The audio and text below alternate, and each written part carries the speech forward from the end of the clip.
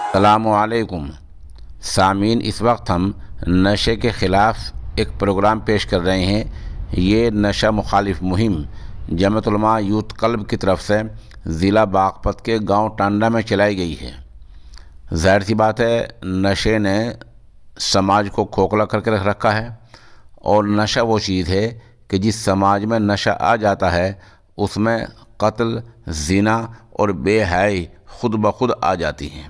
بہرحال یہ پروگرام جمعیت علماء کے جنرل سیکریٹری حافظ محمد قاسم کی ہدایت پر ہوا ہے، اور یہ اسکاؤٹ ماسٹر مولانا محمد الیاس کی زیر پرستی ہوا ہے، گاؤں ٹانڈا میں ہوا ہے۔